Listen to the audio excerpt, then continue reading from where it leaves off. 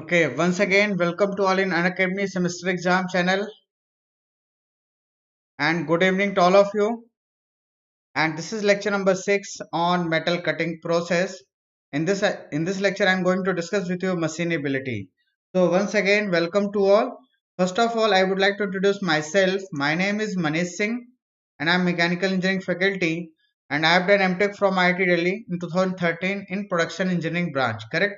दोस्तों मैंने IIT दिल्ली से MTech किया हुआ है और माय लेटेस्ट गेट रैंक, ये मेरी लेटेस्ट गेट रैंक है गेट 2020 में 192। और दोस्तों मैं 7 टाइम्स गेट क्वालिफाइड हूँ। Correct. And I have 9+ years of teaching experience for gate and engineering services exam, and I have mentored 5,000+ students across India, and my favorite subjects are strength of material, manufacturing process and machine design and material science. Correct दोस्तों। तो दोस्तों अभी मैंने latest में strength of material complete किया इसी channel में। तो अगर आपने स्ट्रेंथ ऑफ मटेरियल लेक्चर नहीं देखा है तो आप उनको भी देख सकते हैं। साथ में मटेरियल साइंस के भी लेक्चर ऑलरेडी रिकॉर्ड हो चुके हैं। ठीक है। तो अगर आप गेट एग्जाम की प्रिपरेशन कर रहे हैं या फिर आप सेमेस्टर एग्जाम की प्रिपरेशन कर रहे हैं दोस्तों, तो दोनों के लिए बेस्ट होगा कि आप उन लेक्चर्स को देखिए और आपको डेफिनेटली कुछ मार्क्स का बेनिफिट जरूर मिलेगा। ठीक है। चलिए नेक्स्ट आगे बढ़ते हैं।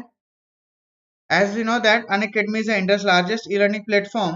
और आप दोस्तों इसके पार्ट कैसे बन सकते हो और कैसे अपनी प्रिपरेशन को एक प्रॉपर एज दे सकते हो और सिंगल अटेम्प्ट में कैसे आप एग्जाम को क्वालिफाई कर सकते हो, ये सारी बातें मैं अभी बताने वाला हूँ। ठीक है।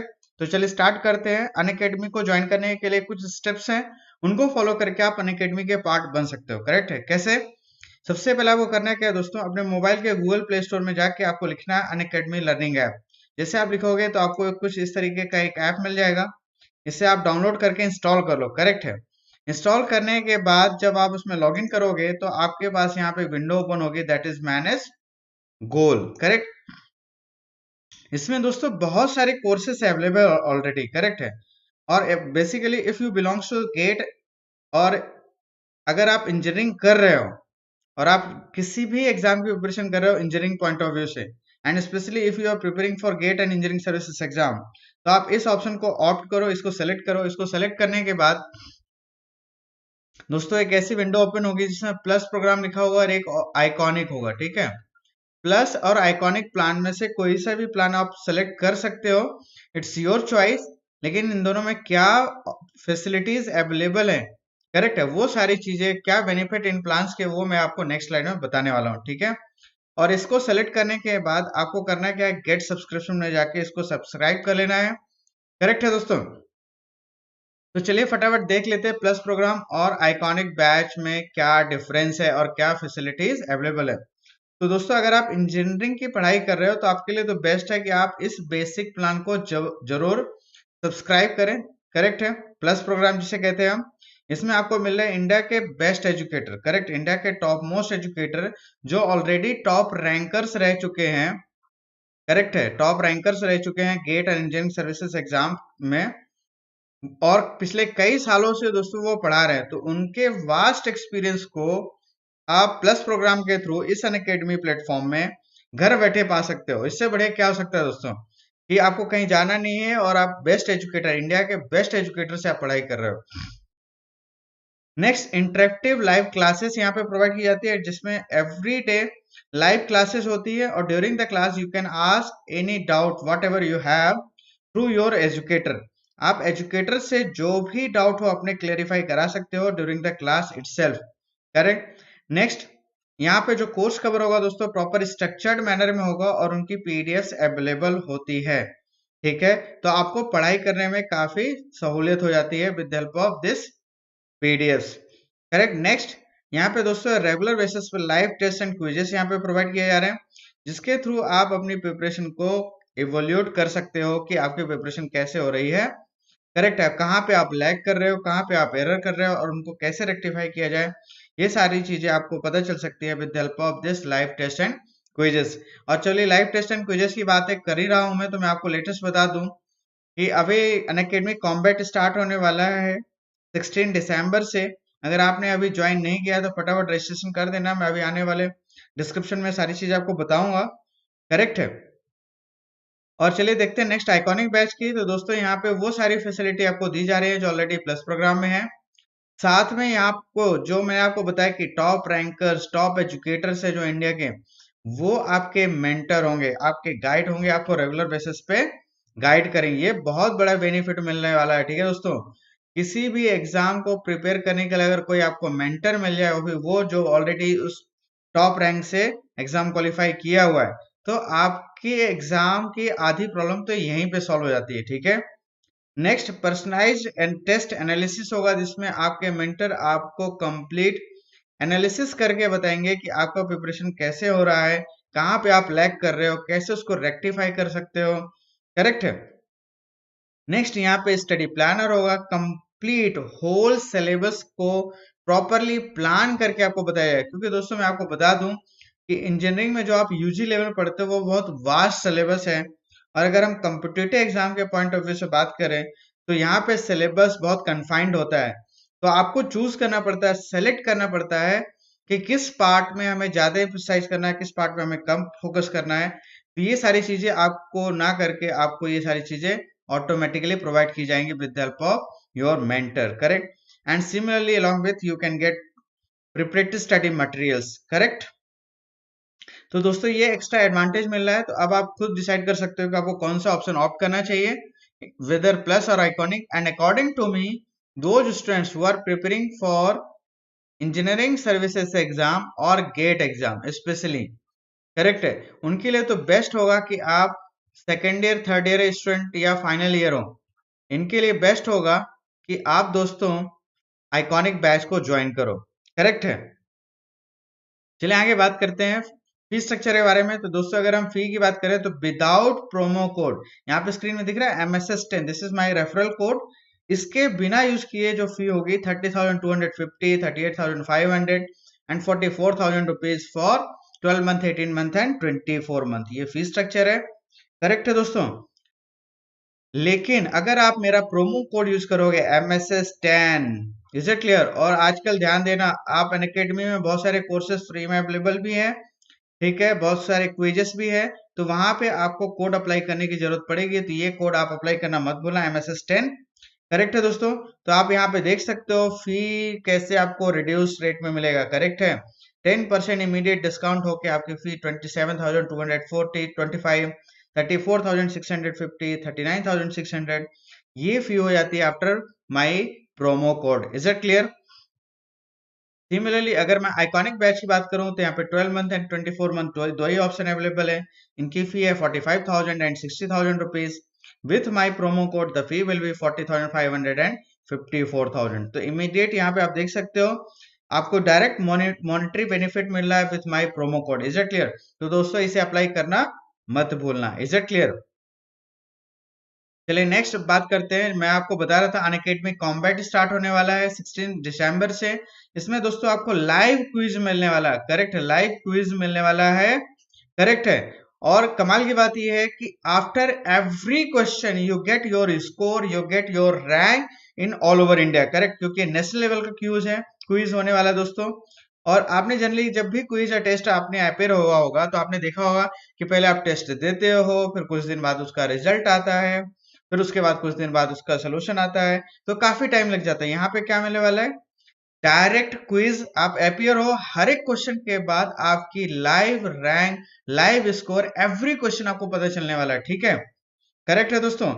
इसके साथ साथ आपको क्या बेनिफिट मिलने वाला है कि ये जो क्वेश्चंस बनाने वाले हैं वो है अनअकैडमी के टॉप एजुकेटर्स, टॉप एजुकेटर्स आपके लिए क्विज बनाएंगे दोस्तों, बेस्ट क्वेश्चन फॉर्म करेंगे, जिससे अभी आने वाले एग्जाम में भी हो सकते हैं कि मैक्सिमम क्वेश्चन आपको यहीं से मिल जाए, करेक्ट है दोस्तों। तो इसे ज्वाइन करना मत भूलना, करेक्ट है। और साथ में यहाँ पे क्या दोस्तों मिल रहा है, बहुत अट्रैक्टिव प्राइजेस भी यहाँ पे अवेलेबल है, मतलब यहाँ पे फन के साथ साथ आपको प्रिपरेशन हो रही है, और साथ में आपको यहाँ पे अट्रैक्टिव प्राइस भी मिलने वाला है। और वो क्या है दोस्तों, you can see here, first prize में आपको मिलने वाला है Apple MacBook Air, correct, and second prize में Apple iPad mini, and third prize में एप्पल एयरपॉड, करेक्ट। और टॉप 100 रैंकर्स को दोस्तों मिलने वाला है 1,000 रुपीज का अमेजन वाउचर, करेक्ट है।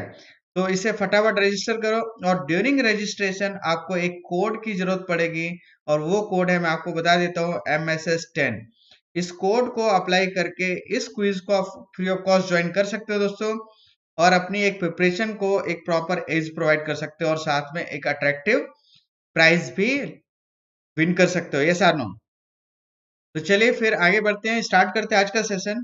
तो once again welcome to all in Unacademy semester exam channel, and today I am going to discuss with you machinability aspects of metal cutting process.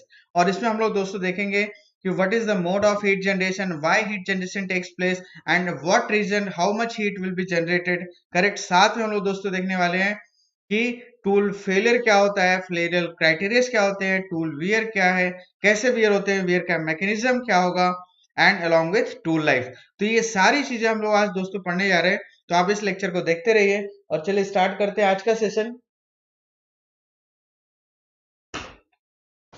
Okay, let's see. First here I am going to discuss with you machinability. Correct है दोस्तों, यहाँ मैं machinability से start करूंगा। चलिए देखते हैं machinability है क्या। करेक्ट है। तो सिंपली अगर हम आपको बताएं कि मशीनेबिलिटी को अगर आपको डिफाइन करने को कहा जाए, तो सिंपली आप दोस्तों डिफाइन कर सकते हो ईज ऑफ मशीनिंग। करेक्ट है। Ease of machining is called as machinability. कितनी आसानी से आप मशीनिंग कर सकते हो। करेक्ट है। With appropriate surface finish, with appropriate surface finish and dimensional tolerance. Correct. तो चलिए स्टार्ट करते हैं discussion.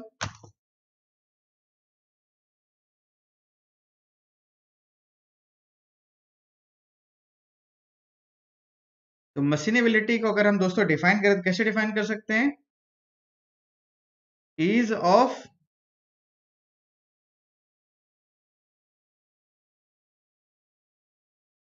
of machining is called as machinability। Simple सी डेफिनेशन है दोस्तों, कितनी आसानी से आप मटेरियल को मशीन कर पा रहे हो, that is called as machinability. और इसको यहाँ पे मेजर किया जाता है in terms of tool life. Correct. इसे हम मेजर कर सकते हैं in terms of tool life, in terms of surface finish produced, in terms of cutting power consumption.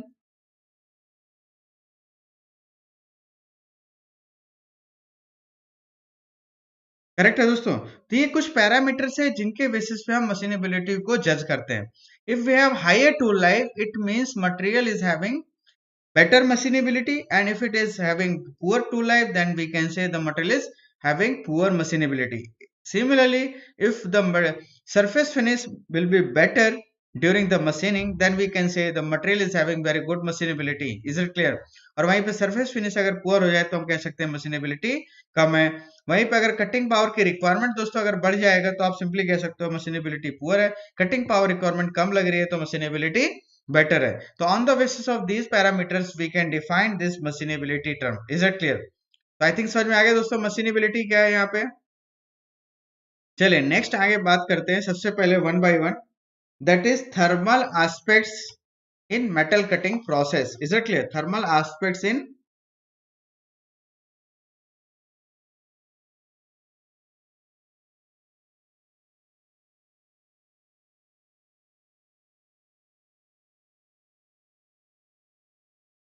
Thermal aspects in metal cutting. तो दोस्तों अगर मैं थोड़ा सा इसका हिस्टोरिकल बैकग्राउंड बताऊं, तो 1798 में, कब? 1798 मतलब 18th सेंचुरी में दोस्तों एक साइंटिस्ट हुआ करते थे, Benjamin Thomson. Correct. Benjamin Thomson. Correct. इन्होंने थर्मल एस्पेक्ट्स को यहाँ पे अप्लाई किया था in metal cutting. Obviously brass की कटिंग के टाइम पे बैरल, एक गन बैरल उनको बनानी थी। गन बैरल में जब इसमें ड्रिलिंग कर रहे थे तो मशीनिंग के टाइम क्या हीट जनरेट हो रही है, इसको इन्होंने पता किया था with the help of calorimeter. Correct. With help of calorimeter they measure the heat generation during the cutting. Correct. तो सबसे पहले जो थर्मल एस्पेक्ट्स को बताने वाले पर्सन है दैट इज बेंजामिन थॉमसन है। इन्होंने 1798 में बताया था एक गन बैरल में जो कि ब्रास का था, इसमें ड्रिलिंग करते वक्त उन्होंने टेम्परेचर को मेजर किया था। उसके बाद दोस्तों बहुत डिटेल स्टडी की गई इसमें, तो मैं आपको इसके डिटेल में अगर बताऊं तो लेट्स सी हियर। सबसे पहले मैं यहाँ पे एक फिगर ड्रॉ करने जा रहा हूँ दोस्तों, और फिर मैं आपको बताऊंगा कि हर एक रीजन में हीट जनरेशन का क्या रीजन है, करेक्ट है, और कितना पोर्शन हीट कहाँ डिस्ट्रीब्यूट हो रही है, सारी चीजें हम लोग आज डिस्कस करने वाले दोस्तों।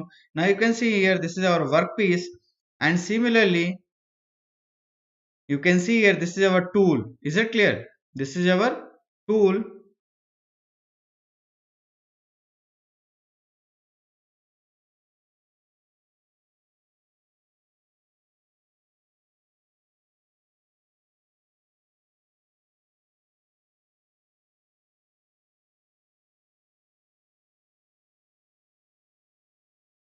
Correct है दोस्तों, this is our tool. Now you can see here the direction of tool motion is like this. This tool is moving in this direction. Yes or no? So this we can say this is called as cutting velocity vector. Yes or no? And the chips are flowing like this. यहाँ पे chips कैसे flow रही दोस्तों? The chips are flowing like this. Is it clear? ये जो आप देख रहे हैं यहाँ पे ये जो chips है, it is sliding over the rack surface and it is moving like this. Is it clear? This is chips. और अगर हम यहाँ पे चिप फ्लो को शो करें तो with parallel to this rack surface, correct, parallel to this rack surface we can represent the direction of chip flow velocity. Is it clear? इस डायरेक्शन में दोस्तों चिप फ्लो हो रहा है। Similarly if we talk about the shearing, then the shearing action can be performed along the shear plane. Yes or no? Like this. इस डायरेक्शन में मेटल shear आउट हो रहा है। तो जब इस पे रिसर्च स्टार्ट हुई दोस्तों तो देखा गया कि यहाँ पे थ्री ऐसे जोन थे जहां पे हीट जनरेट हो रही थी। ऐसा नो, करेक्ट है। और क्यों हीट जनरेट हो रहा था? Because we know that from thermodynamics the energy is conserve. जो भी आप एनर्जी सप्लाई करोगे वो सारी एनर्जी यहाँ पे क्या होगी? कंजर्व होगी, करेक्ट। सपोज आप कटिंग पावर यहाँ पे जो भी सप्लाई कर रहे हो उसका 1% जो एनर्जी होती है, 1% energy, this is stored in the form of elastic energy, correct है। 1% एनर्जी स्टोर होती है in terms of elastic energy. तो रिमेनिंग 99% क्या कहाँ गई एनर्जी दोस्तों? जो भी आपने पावर सप्लाई किया, तो 99% एनर्जी दोस्तों यहाँ पे हीट के फॉर्म में जनरेट होती है, करेक्ट है, in terms of heat energy. Is it clear? तो आप देख रहे हो यहाँ पे सिर्फ 1% ही इलास्टिक, मतलब मेटल को इलास्टिकली डिफॉर्म करने के लिए स्टोर होती है, बाकी 99% हीट एनर्जी के फॉर्म में स्टोर होगी। और इस 99% जो हीट यहाँ पे जनरेट हो रही है, जो कन्वर्ट हो रही है कटिंग पावर से हीट एनर्जी में, तो उसका मैक्सिमम प्रोपोर्शन जो होगा दोस्तों, उसका मैक्सिमम प्रोपोर्शन अगर मैं यहाँ पे रिप्रेजेंट करूं तो मैक्सिमम प्रोपोर्शन जो हीट होगी वो इस रीजन में होगी, and this is called as primary shear zone. क्या बोलते हैं इसे हम? Primary shear zone. And in this zone the maximum heat will be generated due to, किसकी वजह से जनरेट होता है दोस्तों? Due to plastic deformation of the material. Yes और नो? करेक्ट। ये हीट जो जनरेट हो रही है दोस्तों due to plastic deformation of the metal. जब आप मेटल को प्लास्टिकली डिफॉर्म करते हो दोस्तों, तो जो मेटल के मॉलिक्यूल्स हैं उनके बीच में फ्रिक्शन होता है, और उस फ्रिक्शन की वजह से हीट जनरेट होती है। And out of this heat generated the maximum proportion of the heat is carried by the chips, and little bit energy is retained by the work piece. तो दोस्तों जो भी हीट जनरेट हो उसका maximum proportion का मतलब आप simply कह सकते हो अराउंड 90% जो एनर्जी है, 90% जो हीट है वो चिप कैरी करके अपने साथ लेके जाएगा, एंड रिमेनिंग 10% का अराउंड इस वर्क पीस में एनर्जी स्टोर हो जाती है। इसीलिए आपने जब भी देखा होगा कि जब किसी आप मेटल पीस की मशीनिंग करते हो तो उसका टेम्परेचर, वर्क पीस का टेम्परेचर राइज हो जाता है, एंड द टेम्परेचर राइज होने का मेन रीजन यही है कि जो भी शियर जोन में हीट जनरेट हो रही है उसका कुछ प्रोपोर्शन वर्क पीस को जाता है, और उसकी वजह से इसका टेम्परेचर इंक्रीज हो जाएगा। And this primary shear zone is also called as primary heat generation zone. Primary heat generation zone, is it clear? इसे हम प्राइमरी हीट जनरेशन जोन भी कहते हैं, करेक्ट है दोस्तों। Similarly this region where the tool chip interface takes place, is it clear? यहाँ पे आप देख रहे हैं टूल चिप इंटरफेस हो रहा है यहाँ पे, and this tool chip interface due to friction between chip and rack surface of the tool, heat will be generated, yes और नो? यहाँ पे हीट जनरेशन का मेन रीजन क्या है? The main reason behind this heat generation is the main reason behind this heat generation is that is friction. क्या है दोस्तों?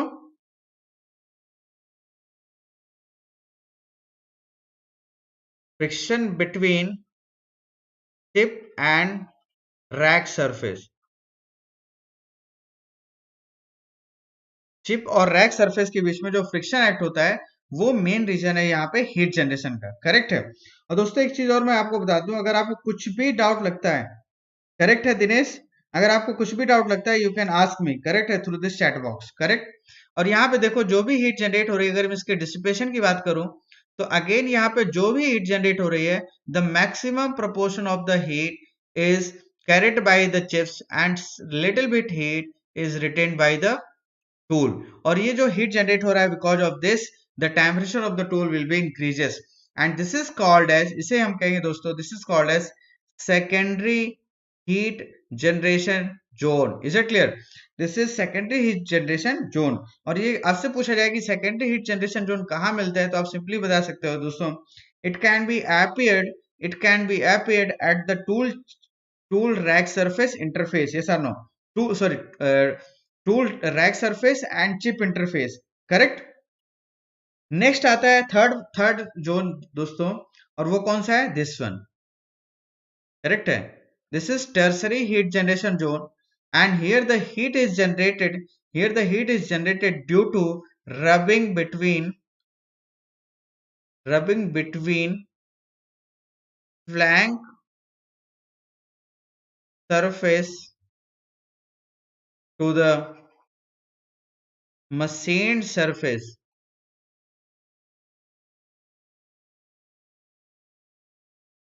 Of the workpiece. Tool के फ्लैंक और मशीन सरफेस के बीच में रबिंग एक्शन की वजह से दोस्तों यहाँ पे हीट जनरेट होता है, और इस हीट जनरेशन का लगभग 50% हीट टूल के पास जाता है और लगभग सेम 50% अमाउंट हीट लगभग किसके पास आती है दोस्तों? इस वर्क पीस के पास, करेक्ट है? समझ में आ गया क्या? and because of this heat the tool and workpiece and chip, all these three things are heated down, yes or no? Correct, तीनों चीजें यहाँ पे गर्म हो जाती हैं। तो चलिए फटाफट इसको हम समराइज करते हैं दोस्तों। फर्स्ट है that is primary heat generation zone, correct है? और ये क्या कहाँ पे मिलेगा? At shear plane. कहाँ पे मिला दोस्तों? At shear plane. और जो भी टोटल हीट जनरेट हो रही है उसका लगभग 60 से 70% हीट यहीं पे जनरेट होती है, करेक्ट? नेक्स्ट आएगा दोस्तों that is secondary heat generation zone. Is it clear? तो सेकेंडरी हीट जनरेशन जोन कहाँ पे मिलता है? At the chip and tool rake surf interface. Tool rake surface interface, correct? यहां पे मिलने वाला है। Is it clear? And third one है that is tertiary heat generation zone. और ये हीट जनरेशन जोन कहां मिल रहा है दोस्तों? ये हीट जनरेशन जोन मिल रहा है आपको एट मशीन सरफेस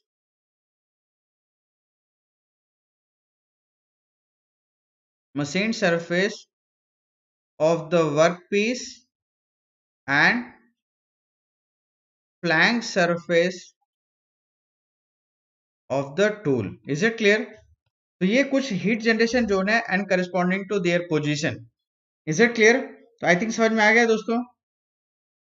और अगर मैं यहाँ पे इनकी हीट कंटेंट की बात करूं तो जो आपको हीट जनरेशन जोन हो रहा है, primary heat generation zone, that is in the shear plane, correct?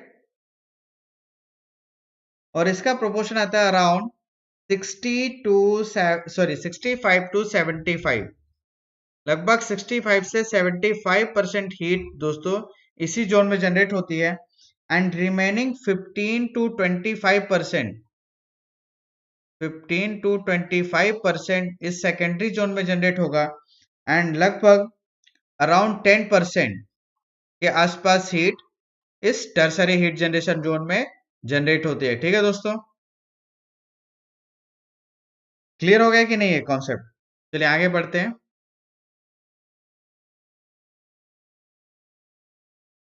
अब यहाँ पे अगर मैं ग्राफ प्लॉट करूं दोस्तों, in between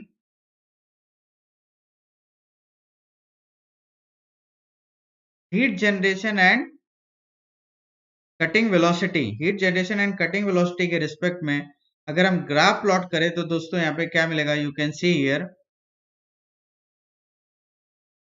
in the vertical axis here I am going to represent percentage of heat dissipated, percentage of total heat,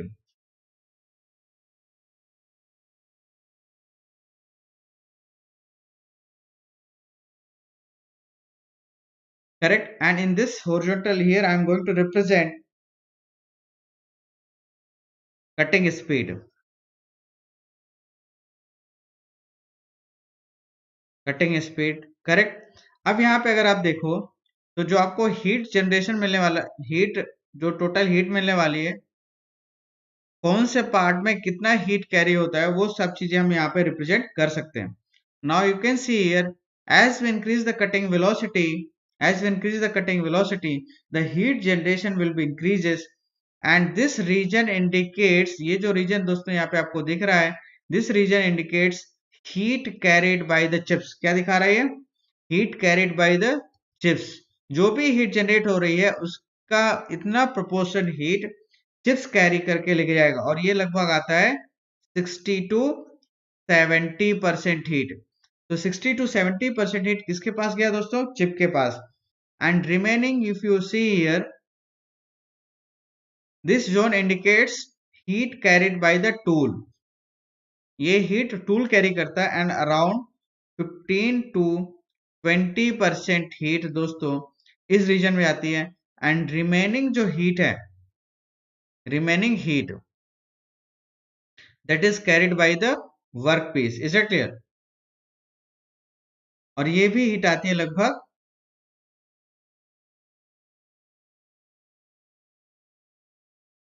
here you can get 100% heat, correct? वही around 15 to 20% के आसपास वर्क पीस के पास, correct है। तो ये दोस्तों heat distribution है। बस यहाँ पे आपको क्या देखना है कि as we increase the cutting velocity, as we increase the cutting velocity the percentage heat will be increases. Is it clear? समझ में आया कि नहीं? And similarly if we represent same heat generation with respect to distance from the rack surface and feed temperature, यहाँ पे मैं temperature को represent कर रहा हूं दोस्तों, temperature versus distance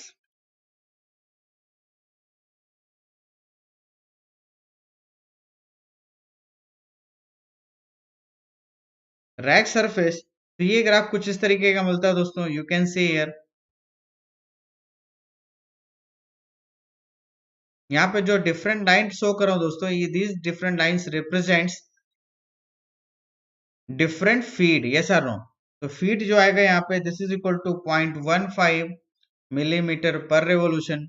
Similarly, here for this the feed will be 0.2 millimeter per revolution, and similarly this is feed is equal to 0.25 millimeter per revolution। तो आप यहाँ पे देख रहे हो दोस्तों कि as we increase the feed, as we increase the feed, heat generation will be increases, and along with this heat generation, the temperature of the work, temperature at the tool also increases, yes or no?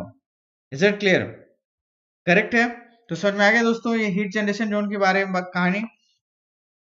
अब next आता है कि how to measure this temperature. अब हम ये temperature को major कैसे करेंगे? कैसे आप बता रहे हो कि यहाँ पे इतनी हीट जनरेट हो रही है, करेक्ट, इसमें इतना परसेंट हीट जनरेट हो रहा है, तो ये असली कहानी ये पता कहाँ से चली आपको? करेक्ट है। तो दोस्तों मैं आपको यहाँ पे बता दूं कि यहाँ पे बहुत सारी मेथड्स है। मैं यहाँ पे चलो लिख देता हूं, methods, methods for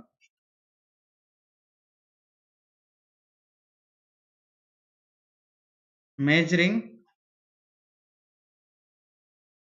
chip tool interface temperature, chip tool interface temperature, correct है दोस्तों। यहां से आपके एग्जाम में क्वेश्चन 100% पूछा जा सकता है, इसकी संभावना है। और कौन सी मेथड है? The first one that is radiation pyrometer,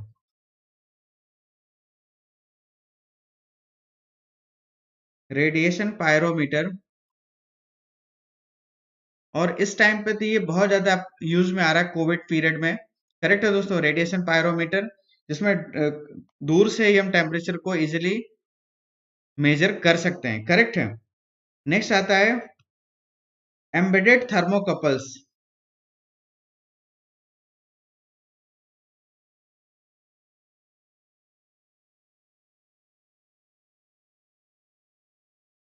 embedded thermocouples मतलब आप थर्मोकपल को चिप टूल इंटरफेस में फिट कर दो, करेक्ट है।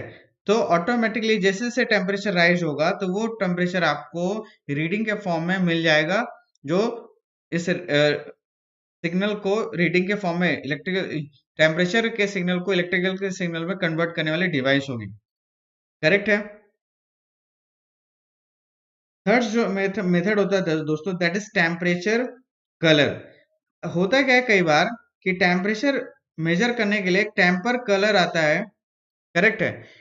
टेम्पर कलर, इसको क्या किया जाता है कि टूल में इसको पेस्ट कर दिया जाता है। तो होता क्या है दोस्तों कि जैसे ही इसका टेम्परेचर इंक्रीज होगा, जैसे टूल का टेम्परेचर इंक्रीज होगा तो ये कलर चेंज करने लगता है, ऐसा नो, करेक्ट है। एंड डिफरेंट टेम्परेचर में ये डिफरेंट कलर शो करता है, करेक्ट है दोस्तों।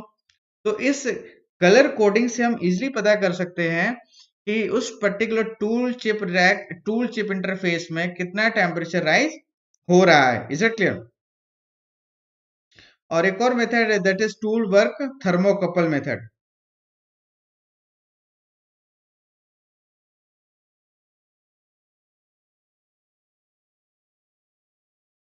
करेक्ट। तो ये कुछ मेथड्स हैं जिनकी हेल्प से हम इजिली टेम्परेचर मेजर कर सकते हैं दोस्तों ड्यूरिंग मेटल कटिंग की कहाँ पे कितना टेम्परेचर इंक्रीज हो रहा है। अब यहाँ पे मैं डिटेल यहाँ पे डिस्कशन नहीं करने वाला, ठीक है, क्लियर है। बस आपको याद रखना है कि इन मेथड्स की हेल्प से हम टेम्परेचर को मेजर कर सकते हैं। थर्मोकपल लिखा आएगा तो आप इमीडिएटली पता कर लो कि भाई कि ये टेम्परेचर मेजर करने की डिवाइस है। थोड़ा सा ये रेडिएशन पायरोमीटर आप याद रखना, एंड टेम्पर कलर ये जनरली आपको नहीं पता रहता। टेम्पर कलर बहुत ज्यादा यूज होता है इंडस्ट्रीज में, करेक्ट है। जहाँ पे बॉयलर वगैरह में भी इसे यूज किया जाता है कि बॉयलर में क्या करते हैं, इसको पेंट कर दिया जाता है और टेम्परेचर जैसे जैसे चेंज होता है तो वो डिफरेंट कलर शो करता है और आपको इमीडिएट उसके इंडिकेशंस मिलते चले जाते हैं, करेक्ट है। और क्रिटिकल लेवल में जैसे टेम्परेचर राइज होता है तो उसका कलर रेड, कुछ रेड कलर टाइप का हो जाता है या उसके कलर कोडिंग होती है वो पता चल जाता है, जिससे आप उसको करेक्टिव मेजर्स टाइम से ले सकते हो, ठीक है। चलिए नेक्स्ट आगे बात करते हैं।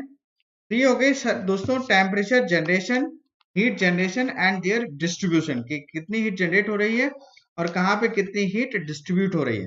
अब नेक्स्ट जो इंपॉर्टेंट टॉपिक हम लोग पढ़ने जा रहे हैं that is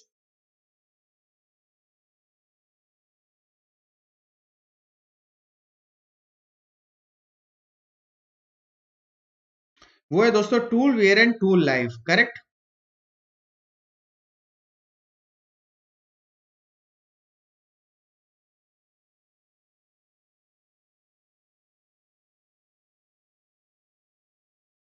tool wear and tool life, तो चलिए यहाँ पे डिस्कस करेंगे दोस्तों one by one.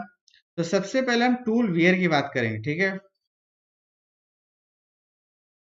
Tool wear and then tool wear mechanism, correct. तो दोस्तों टूल वियर का मतलब क्या है? टूल वियर का मतलब ये कतई नहीं है कि आपका टूल अब आप किसी काम का नहीं रह गया, ठीक है, करेक्ट है। अगर टूल अपना काम सेटिस्फैक्ट्री परफॉर्म नहीं कर रहा है, टूल अगर आपका काम सेटिस्फैक्ट्री परफॉर्म नहीं कर रहा है दोस्तों, तो आप कह सकते हो कि your tool is fed. Is it क्लियर? करेक्ट है। अब ये फेल कैसे होगा दोस्तों? तो यहाँ पे आपको बता देता हूं कि here we have mainly two types of tool wear, correct. Here we have mainly two types of tool wear that is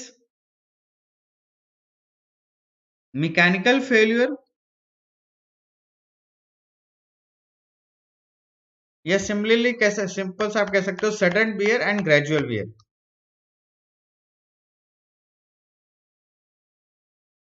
sudden wear और failure and gradual wear.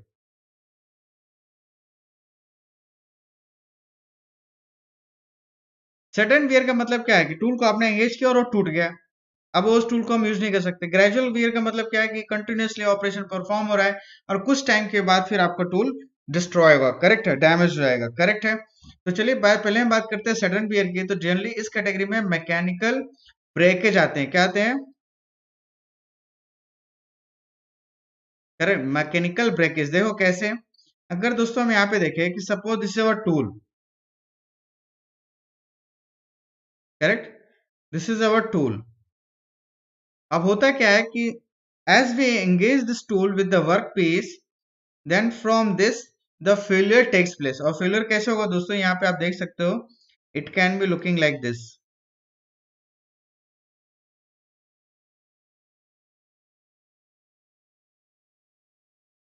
Correct. तो इस तरीके का जो फेलियर होता है that is called as mechanical breakage, correct. और एक और टाइप का आप देख सकते हो दोस्तों, यहाँ पे क्या हुआ, टूल यहाँ से देख रहे हो, टूल यहाँ से ब्रेक हो गया, करेक्ट है दोस्तों। And similarly you can see here, suppose this is our tool,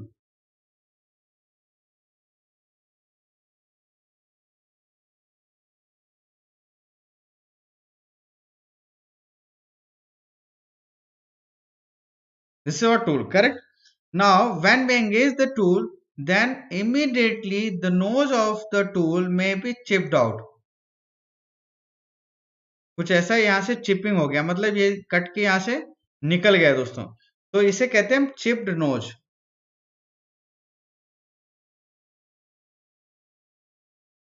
तो ये जो फेलियर दोस्तों देख रहे हो, ये दोनों ही फेलियर तभी हो सकते हैं, कब हो सकते हैं, when we engage the tool and because of this less mechanical strength during engagement of the tool may be failed like this, then this type of failure is called as mechanical brokerage. yes or no, correct है दोस्तों, समझ में आएगा क्या।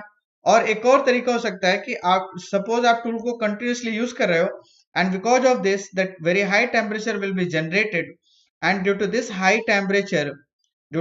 Temperature it may deform like this, कुछ इस तरीके से डिफॉर्म हो जाए, तो इसे कहते हैं हम plastic deformation of the tool, plastic deformation of the tip of the tool,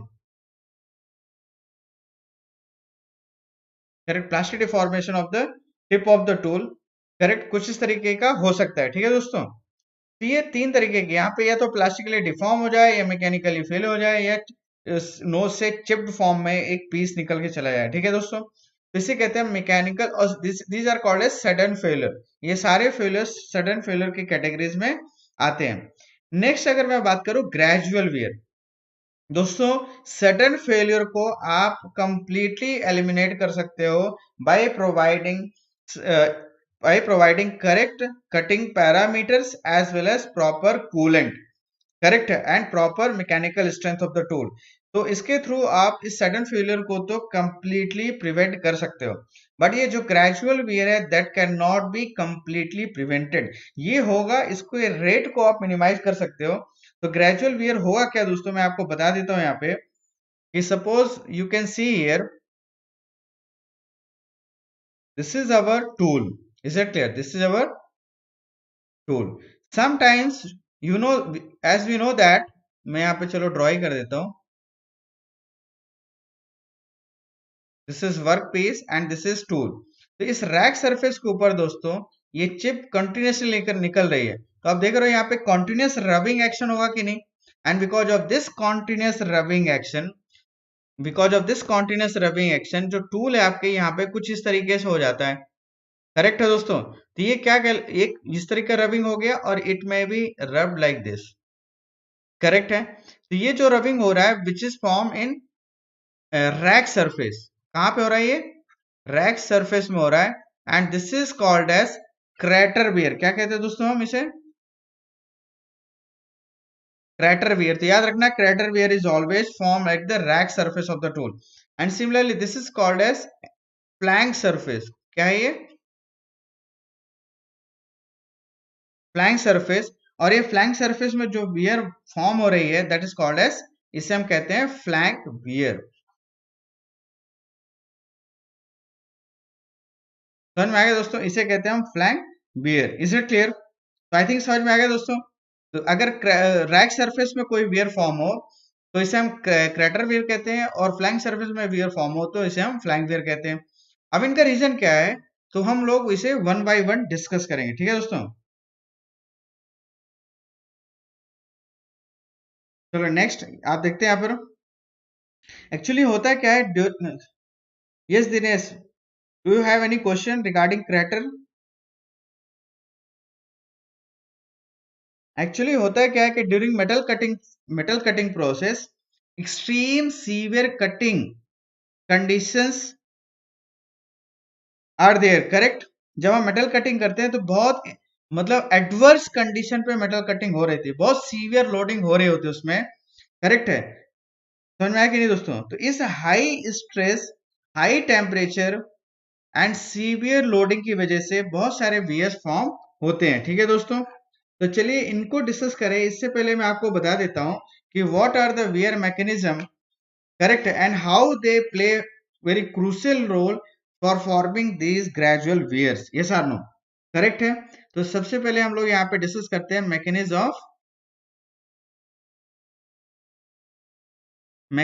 of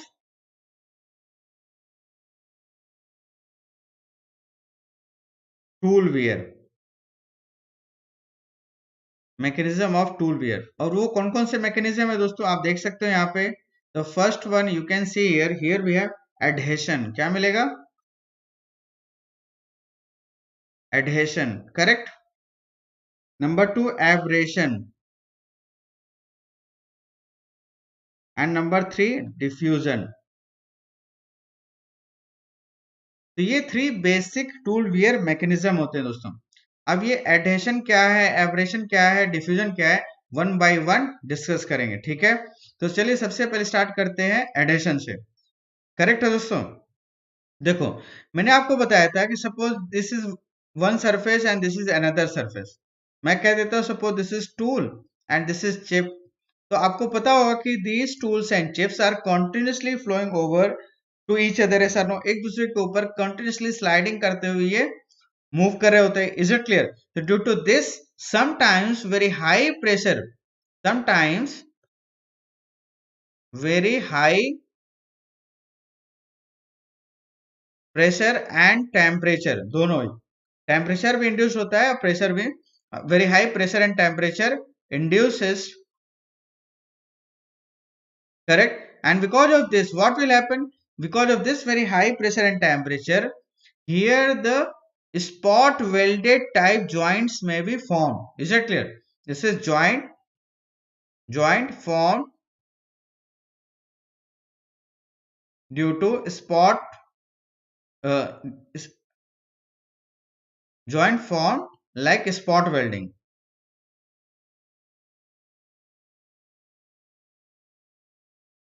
spot welding type का कुछ यहाँ पे जॉइंट प्रोड्यूस हो जाता है। And but we know that these chips and surfaces both are continuously slide. तो ये क्या होगा दोस्तों, फिर ये ज्वाइंट तो क्रिएट हुआ लेकिन ये ज्वाइंट इमीडिएट ब्रेक भी हो जाएगा।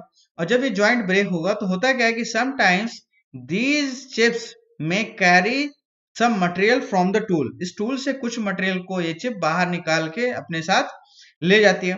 और जैसे ही एक्स्ट्रा मटेरियल इसने ले गए तो यहाँ पे एक ऐसा क्रैटर फॉर्म होने लगता है। This mechanism is called as adhesion, correct है।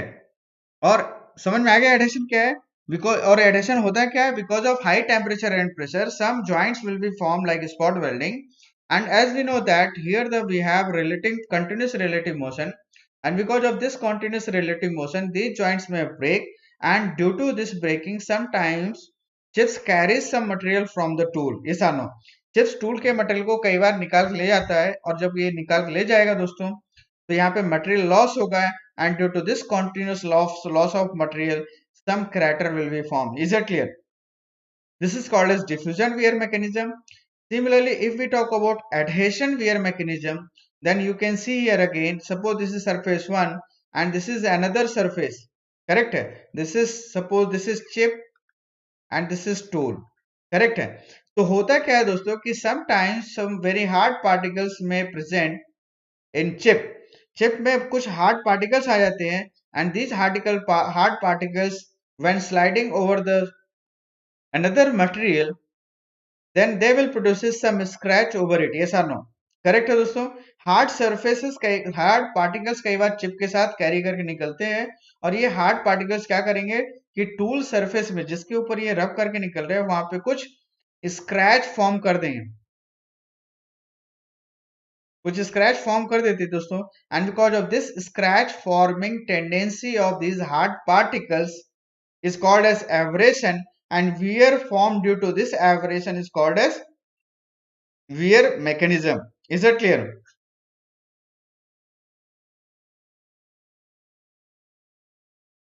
करेक्ट है दोस्तों, समझ में आया कि नहीं? हार्ड पार्टिकल्स सरफेस से, टूल के रैक सरफेस से मूव करती है स्क्रैच बनाते हुए। अब यही प्रोसेस अगर कंटिन्यूस हो जाए तो क्या होगा कि इसमें इतना ज्यादा स्क्रैच बनेगा कि इस सरफेस से कुछ मटेरियल लॉस हो जाएगा, और इस मटेरियल लॉस की वजह से हम कह सकते हैं दोस्तों यहाँ पे टूल वियर आउट हो चुका है। Is it clear? Then this mechanism of tool wear is called as abrasion wear mechanism. Next one is that is diffusion. This is very important mechanism of wear, and even it play very crucial role for tool wear. Yes or no? कैसे? Suppose here we have two materials, correct है? और इसे assume कर लेते हैं this is high carbon steel and this is low carbon steel. तो दोस्तों मैं कह सकता हूँ in this direction we have concentration gradient.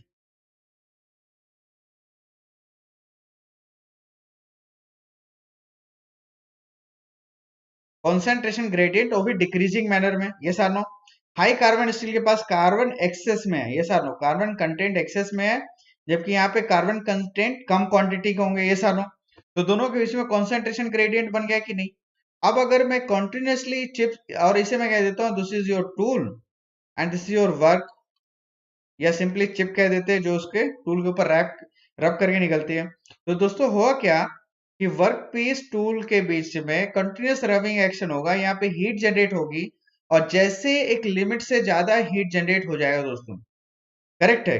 तो यहाँ पे क्या होगा कि जो कार्बन एटम्स है ये माइग्रेट होके हाई कार्बन से लो कार्बन एटम में मूव करने लगेंगे, and due to migration of this carbon atoms from high concentration to low concentration at elevated temperature, याद रखना, migration of carbon atoms from high concentration to low concentration at elevated temperature, this is called as diffusion.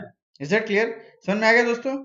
Diffusion का मतलब होता है migration of atom from one surface to another surface due to concentration gradient, and this migration takes place from high concentration to low concentration. लेकिन जो diffusion होता है ये elevated temperature में बहुत एक्सीलरेटेड होता है, हाई टेम्परेचर में डिफ्यूजन बहुत फास्ट होने लगता है। तो दोस्तों जैसे टेम्परेचर राइज होगा टूल रैक सरफेस का, तो इमीडिएट कार्बन एटम्स का माइग्रेशन स्टार्ट हो जाएगा, और कार्बन एटम्स अगर टूल से निकल के चिप के साथ निकल गए दोस्तों, तो यहाँ में कार्बन की डिफिशियंसी हो जाएगी, ये नो, कार्बन कंटेंट की डिफिशियंसी हो जाएगी, and because of this deficiency of carbon atoms this material get softer, जो हार्ड टूल था वो सॉफ्ट हो जाएगा दोस्तों, ये नो।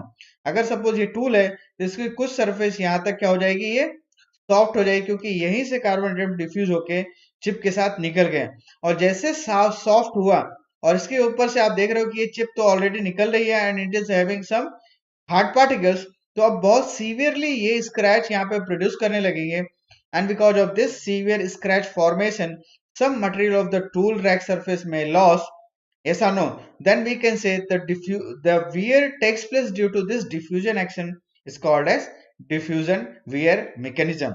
तो एक्चुअली देखा जाए तो सिर्फ डिफ्यूजन से कोई वियर नहीं होगा दोस्तों, कार्बन एटम्स के माइग्रेट करने से सिर्फ वियर नहीं होगा, लेकिन कार्बन एटम के माइग्रेशन की वजह से ये जो सरफेस है ये सॉफ्ट सरफेस हो जाएगी, करेक्ट। और सॉफ्ट सरफेस होने की वजह से जो एब्रेशन होता है ये प्रीडोमिनेंटली डोमिनेट करता है, और इसकी वजह से फिर यहाँ पे बहुत सीवियर रेट से, फास्टर रेट से स्क्रैच फॉर्मिंग स्टार्ट कर देता है, और यहाँ से मटेरियल लूज होना स्टार्ट हो जाता है, ऐसा नो, करेक्ट है। तो फिर इसकी वजह से टूल वियर आउट हो जाएगा। तो इस होल वियर मैकेनिज्म को कह देते हैं हम diffusion wear mechanism. Is it clear? तो दोस्तों अब मैं फिर से आता हूं crater wear and diffusion wear, sorry flank wear में। तो सबसे पहले यहाँ पे देखते हैं क्रैटर वियर की कहानी। करेक्ट है। तो suppose you can see here, this is your tool, this is your tool. Is it clear? And as we know that the chips are flowing like this, chips कुछ इस तरीके से flow होगा, और इस फ्लो की वजह से यहाँ पे कॉन्टिन्यूस रबिंग एक्शन होगा। यस और नो? यहाँ पे कॉन्टिन्यूस रबिंग होगा, and because of this continuous rubbing action the material में loss from the surface, this from the rake surface. ये कहां से लॉस हो रहा है? मटेरियल लॉस फ्रॉम द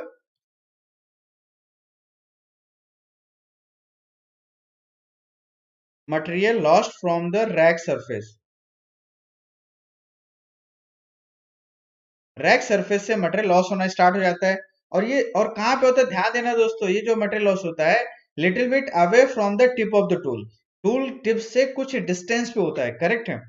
तो ये जो मटेरियल लॉस हो गया, करेक्ट है, और जैसे एक सर्टेन डेप्थ से ज्यादा मटेरियल लॉस हो जाएगा तो हम कह देंगे आवर टूल इज फेल्ड। और ये जो मटेरियल लॉस हो रहा है from the rake surface, this is called as crater wear. Correct है? This is called as crater wear. तो याद रखोगे दोस्तों। अब क्रैटर वियर का मेन रीजन क्या है? देखो, जब चिप इसके ऊपर कॉन्टिन्यूसली फ्लो होगी तो सबसे पहले, अब चूंकि हमें पता है कि जो टूल मटेरियल होता है that is harder than chip, ये सारा वर्क मटेरियल से हार्ड होता है, तो स्टार्टिंग में चिप टूल को कहीं से डैमेज नहीं कर पाएगी। लेकिन कॉन्टिन्यूस इस रबिंग एक्शन की वजह से इस इंटरफेस में टेम्परेचर इंक्रीज होने लगेगा, और जैसे एक सर्टेन लेवल तक टेम्परेचर इंक्रीज होगा तो डिफ्यूजन बहुत फास्ट होने लगेगा। ठीक है दोस्तों? करेक्ट है? बोलो। डिफ्यूजन बहुत फास्ट होने लगेगा। Is it clear? और इस डिफ्यूजन की वजह से मटेरियल सॉफ्ट हो जाएगा, and after that as we know that this chips are still continuously flowing over the rack surface, then abrasion takes place at a very rapid rate। Correct है? तो यहाँ पे जो क्रैटर वियर हो रहा है दोस्तों, याद रखना, this is mainly due to diffusion and abrasion. Is it clear? तो दो चीज याद रखना है, क्रैटर वियर कहाँ फॉर्म हो रहा है? रैक सरफेस में। किसकी वजह से फॉर्म हो रहा है? Due to diffusion and abrasion. Correct? अब अगर दोस्तों आपको समझ में नहीं आया, और दिनेश अगर आपको समझ में नहीं आया तो आप मुझसे दोबारा पूछ सकते हो। ठीक है? करेक्ट है? अदरवाइज फिर मैं आगे बढ़ूंगा। तो आई थिंक ये समझ में आ गया होगा। अगर नहीं आया तो आप मुझे चैट बॉक्स में बता सकते हैं। ठीक है? लाइव चैट बॉक्स में। करेक्ट है? ओके, चलिए आगे बढ़ते हैं।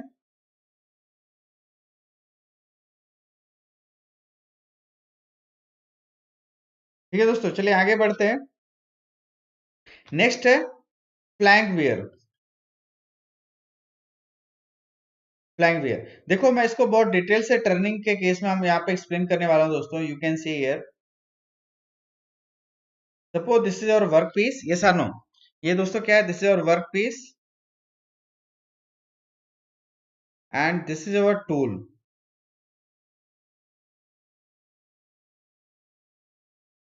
Correct? This is your tool. Is it clear? And this tool is moving in this direction, and this workpiece is rotating about this axis। Correct?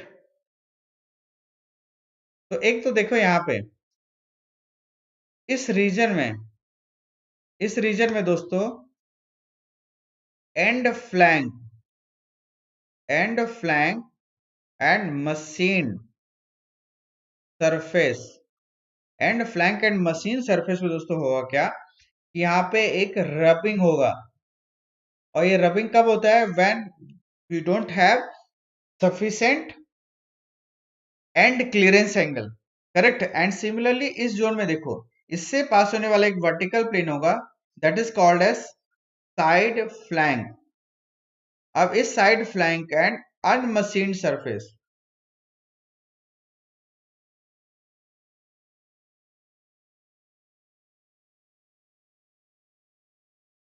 Side flank and unmachined surface, इन दोनों के बीच में rubbing action होगा दोस्तों। Correct है? तो यहाँ पे जब रबिंग एक्शन होगा दोस्तों तो होगा क्या? Again here tool wear takes place, जो फ्लैंक सरफेस है वो वियर होना स्टार्ट हो जाएंगी। इज इट क्लियर? करेक्ट? तो यहाँ पे इसके लिए मेन मैकेनिज्म कौन है जो इसके लिए रिस्पॉन्सिबल है? तो मैं आपको बता दूं, इसके लिए मेन रिस्पॉन्सिबल मैकेनिज्म है दैट इज एडहेशन। क्योंकि यहीं पे जब ये टूल इस डायरेक्शन मूव करेगा तो यहीं पे बहुत ज्यादा हाई प्रेशर इंड्यूस होता है और टेम्परेचर ऑब्वियसली वहां पे जनरेट हो रहा है क्योंकि मेटल शियर आउट हो रहा है। तो हाई टेम्परेचर की वजह से, हाई प्रेशर की वजह से एडहेशन यहाँ पर स्टार्ट हो जाता है और साथ में यहाँ पे एब्रेशन भी होता है। ठीक है दोस्तों, adhesion and abrasion, these are the two main reason behind this wear, yes और नो। तो फ्लैंक वियर दोस्तों याद रखना, when the wear takes place at the flank surface due to rubbing action between flank and machine surface, machine की sorry work piece के surface और flank surface के बीच में रबिंग एक्शन की वजह से जो वियर फॉर्म हो रहा है that is called as flank wear. And adhesion and abrasion, these are the two basic mechanism which are responsible for mostly the flank wear. Is it clear? तो समझ में आ गया दोस्तों crater wear and flank wear की कहानी, yes और no. चलिए आगे बढ़ते हैं।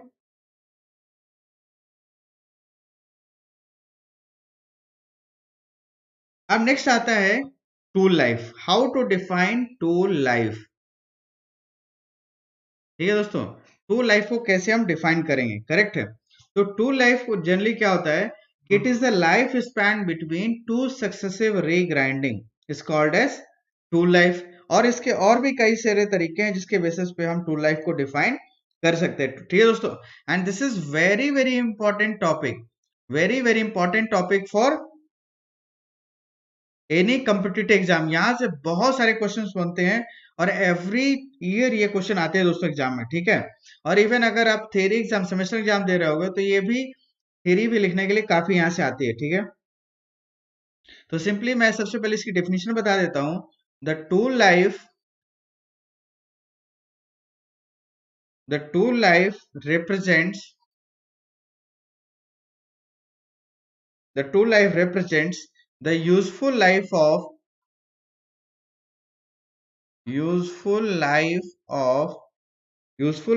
the tool,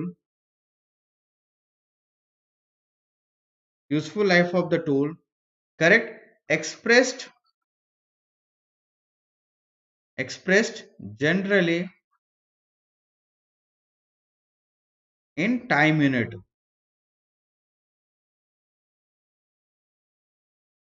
correct, from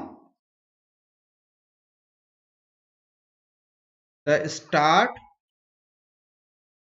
of a cut to some end point, some end point defined by the Fuller criteria, correct. तो सपोज समझो ऐसे कि आपने यहां से मेटल कटिंग स्टार्ट किया और कटिंग करते गए एक टाइम ऐसे आएगा जब आपका टूल कट करना प्रॉपरली बंद कर देगा, करेक्ट है। और ये कैसे पता चलेगा, तो जो फेलियर क्राइटेरिया है जो मैं अभी डिस्कस करने वाला हूँ उनमें से कोई से भी क्राइटेरिया अगर अपियर हो गया तो हम कह देंगे अपना टूल फेल हो गया। तो ये स्टार्ट पॉइंट है और ये फिनिश पॉइंट है या एंड पॉइंट कह सकते हो। तो इस स्टार्ट पॉइंट और फिनिश पॉइंट के बीच में जितना इसने यूजफुल लाइफ स्पेंड किया दोस्तों, जितना इसने यूजफुल लाइफ यहाँ पे स्पैन कंप्लीट किया, दिस इज कॉल्ड एज, इसे क्या कहेंगे हम, this is called as tool life. ये सिंपली कहते हैं कि सपोज आपका टूल फेल हो गया तो क्या करना पड़ेगा, रीग्राइंडिंग करना पड़ेगा। तो यहाँ पे सपोज आपने रीग्राइंड किया, रीग्राइंड करने के बाद आपका टूल फिर से यूजफुल टूल बन गया। अब यहां से फिर से हम इसको यूज करने लगेंगे और ये अगेन एक फेलियर आएगा पॉइंट, फेलियर पॉइंट जहां पे अगेन सपोज रीग्राइंडिंग 1, तो अगेन आपको रीग्राइंडिंग की जरूरत पड़ेगी, अगेन रीग्राइंडिंग की जरूरत पड़ेगी एंड दिस इज रीग्राइंडिंग 2। तो ये दो सक्सेसिव रीग्राइंडिंग के बीच में जितना भी टाइम स्पैन है, this is also called as tool life, yes और नो। तो आई थिंक दोस्तों समझ में आ गया टूल लाइफ क्या है। Useful life of the tool, correct, useful life of the tool from the start of the cut to the end of the cut defined by the failure criteria is called as tool life। अब ये failure criteria है क्या, you can see here, correct है दोस्तों। ये failure criteria है क्या, चलिए इनको देख लेते हैं फटाफट। Now you can see here the first failure criteria दोस्तों यहाँ पे कि it consumes more cutting power, ज्यादा कटिंग पावर कंज्यूम करने लगे, more vibration and chattering,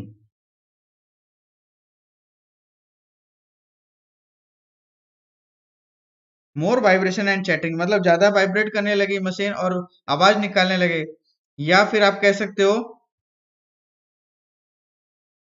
large depth of crater formation, जो क्रैटर वियर हो रहा है काफी डेप्थ तक फॉर्मेशन हो गया है, लार्ज एक लिमिट से ज्यादा डेप्थ फॉर्मेशन हो गया, या पुअर सरफेस फिनिश प्रोड्यूस होने लगी है दोस्तों, पुअर सरफेस फिनिश प्रोड्यूस होने लगा। Is it clear? या एक और method that is weight loss, है ना। तो ये कुछ मेथड्स हैं जिसकी वजह से हम डिफाइन कर सकते हैं कि हमारा टूल, पता कर सकते हैं कि हमारा टूल फेल हो गया। अगर कटिंग पावर कंज्यूम ज्यादा करने लगे, ज्यादा वाइब्रेशन एंड चैटरिंग प्रोड्यूस करे, लार्ज डेप्थ तक क्रैटर फॉर्मेशन हो गया हो, या पुअर सरफेस फिनिश प्रोड्यूस करने लगा हो, तो और या वेट लॉस हो गया। वेट लॉस जो मेथड है ये लेबोरेटरी मेथड होती है, करेक्ट है दोस्तों। लैब में जाके वेट को, टूल का वेट को मेजर करते हैं तो पता चलता है कि अगर एक लिमिट से ज्यादा वेट लॉस हो गया है तो हम कह सकते हैं आवर टूल इज फेल्ड। तो these are the criteria upon which we can define the tool failure, yes और नो, इज इट क्लियर? तो इनमें से कोई से भी इंडिकेशन जैसे ऑपरेटर को मिलता है वो इमीडिएट समझ जाता है भैया कि अब हमारा टूल तबाह हो चुका है, अब वो काम का नहीं रहा, उसे फिर से रीग्राइंडिंग करना चाहिए। Is it clear? तो समझ में आ गया दोस्तों। तो हमने यहाँ पे देखा टूल लाइफ क्या है और टूल फेलियर क्राइटेरियाज क्या है। अब दोस्तों यहाँ पे क्या हुआ था कि टूल लाइफ को डिफाइन किया था टेलर्स ने, करेक्ट। एक टेलर्स ने एक इक्वेशन दिया था, मैं यहाँ पे लिखता हूँ tool life equation,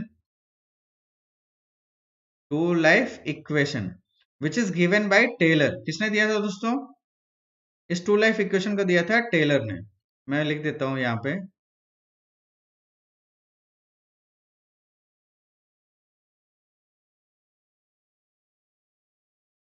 tool life equation given bye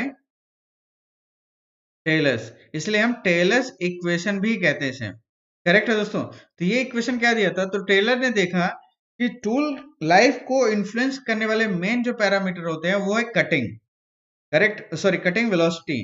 तो V T to the power n is equal to constant, ये हमें एक इक्वेशन मिला था, करेक्ट है दोस्तों। अब देखो इस इक्वेशन को अगर मैं कंपेयर करूं तो आपने अगर थर्मोडायनेमिक्स पढ़ा हो तो PV to the power gamma is equal to constant. अगर आपको PV to the power gamma is equal to constant मतलब एडियाबैटिक प्रोसेस का ग्राफ पता है तो इजीली आप इसके ग्राफ को भी ड्रॉ कर सकते हो। अगर आपको कहीं भी कुछ भी डाउट आए तो इसके साथ एनालॉगी फिट कर देना और प्रॉब्लम को आप इजीली सॉल्व कर लेना, ठीक है दोस्तों। समझ में आया कि नहीं? तो चलिए अब हम टूल लाइफ पे सीधे बात करते हैं, ये सब फालतू बातें नहीं करेंगे, करेक्ट। तो जो टूल लाइफ को मेनली इन्फ्लुएंस करने वाला पैरामीटर है वो है कटिंग वेलोसिटी। मैं यहाँ पे वी लिख दूं, दिस इज कटिंग वेलोसिटी। अब मैं इसे वीसी से डिनोट नहीं करूंगा, है ना, सिंपली वी लिखूंगा। This is cutting velocity. T है जो दोस्तों यहाँ पे टूल लाइफ है, और अगर सपोज ये आपने मीटर पर मिनट रिप्रेजेंट किया है तो यहाँ पे जो टूल लाइफ मिलेगी वो मिनट में मिलेगी। और जो एन है यहाँ पे एक्सपोनेंशियल इंडेक्स है, क्या है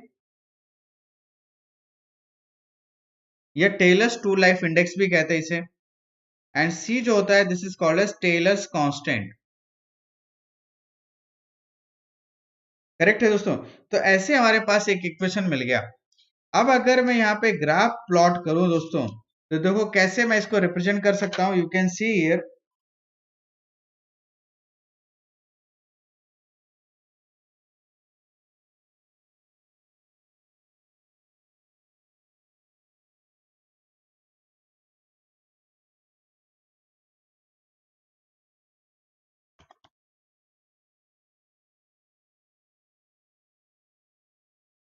अगर मैं इसके लिए ग्राफ प्लॉट करूं दोस्तों तो ये ग्राफ कैसे बनेगा। Suppose if here I am going to plot a graph between cutting velocity and tool life, then you can see here as we increase the cutting velocity, sorry, यहाँ पे मैं tool life लिखता हूँ, यहाँ पे cutting velocity लिखता हूँ, ठीक है दोस्तों। तो as we increase the cutting velocity, as we increase the cutting velocity the tool life will be decreases, yes or no, ऐसा रिजल्ट मिलेगा क्या? What is T? That is Taylor's constant. Dinesh ये टेलर्स कांस्टेंट है, correct है।